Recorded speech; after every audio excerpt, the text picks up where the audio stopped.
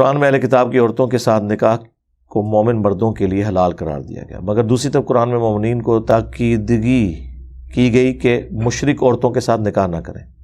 جی وضاحت میں نے اس کی کافی دفعہ کی ہے میرے بھائی۔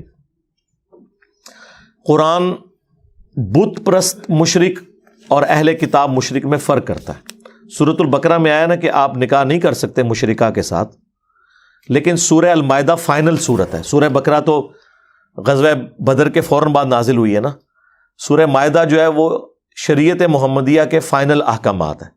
سورہ مائدہ کی کسی شرعی حکم کو کوئی اور سورت کی کوئی آیت منسوخ نہیں کرتی، سورہ مائدہ ہی فائنل ہے۔ سورہ مائدہ میں سٹارٹ ہی میں اللہ تعالیٰ نے فرما دیا آج کے دن تمہارے لیے اہل کتاب کا کھانا بھی حلال کر دیا گیا ہے، جو ذبیحہ ہو اللہ کے نام کا، ان کی عورتیں بھی حلال ہو گئی۔ لہٰذا سورۃ البقرہ کی جو وہ آیت تھی کہ مشرک مرد و عورت کے ساتھ مسلمان نکاح نہیں کر سکتے، اس میں ایک ایکسیپشن قرآن میں آ گئی کہ اگر وہ مشرک آسمانی مذہب کا ماننے والا ہے، یعنی جیوز اور کرسچنز میں سے ہے، تو اس کی اللہ نے قرآن میں اجازت دے دی۔ فائنل سورۃ المائدہ ہے۔ ویسے تو یہ ناسخ و منسوخ نہیں ہے، یہ ایکسیپشن ہے۔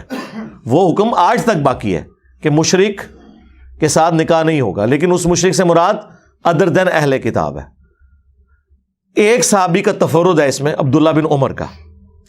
وہ بخاری میں آتا ہے کہ عبداللہ بن عمر یہ کہتے تھے میرے نزدیک اس سے بڑا کوئی شرک نہیں کہ کوئی عیسیٰ ابن مریم کو اللہ کا بیٹا کہے، لہٰذا وہ اہل کتاب عورت کے ساتھ نکاح کو بھی حرام سمجھتے تھے سورہ البقرہ کی آیت کی وجہ سے، لیکن یہ اجماع صحابہ کے خلاف ہے۔ اسی لیے حافظ ابن کثیر نے تفسیر ابن کثیر میں عبداللہ ابن عمر کا یہ موقف نقل کر کے صحیح بخاری سے باقاعدہ اس میں بحث کی ہے کہ عبداللہ بن عمر کا یہ موقف جو ہے وہ ایکسیپٹیبل نہیں ہے، اجماع امت کے خلاف ہے۔ صحابہ کرام میں سے کسی نے یہ مطلب نہیں لیا اور لاجیکلی یہ مطلب بنتا بھی نہیں ہے۔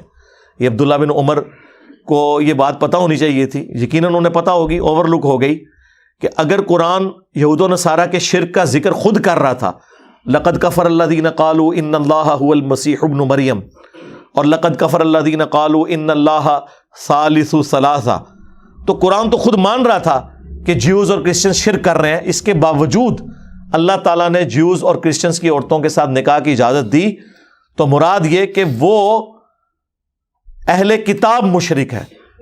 لہذا اہل کتاب مشرک اور بت پرست مشرک کے اندر اللہ نے فرق کر دیا۔ اسی لیے میں کہتا ہوں کہ مسلمانوں تم بھی جو کلمہ گو مشرک ہیں اور جو کافر مشرک ہیں ان میں فرق کرو۔ اللہ نے اتنا بڑا فرق کر دیا، مشرک تو دونوں تھے لیکن اللہ نے ان کی عورتوں کے ساتھ نکاح کی اجازت دی۔ یعنی یہود و نصارہ کی بچیوں کے ساتھ نکاح کی اجازت ہے، ہاں سنی کسی شیعہ بچی کے ساتھ نکاح نہیں کر سکتا۔ ان کی کتنی مت ماری ہوئی ہے آپ ذرا دیکھیں، یعنی یہاں پہ دین بھی ایک، ٹھیک ہے، اس کے باوجود انہوں نے اتنا سینسٹیو اس مسئلے کو بنا دیا کہ سنی شیعہ کا نکاح ہو سکتا ہے کہ نہیں۔ قرآن کہہ رہا ہے یہود و نصارہ کی عورتیں تمہارے لیے حلال ہیں، لیکن یہ لوگ کس ایکسٹریم پہ چلے جاتے ہیں۔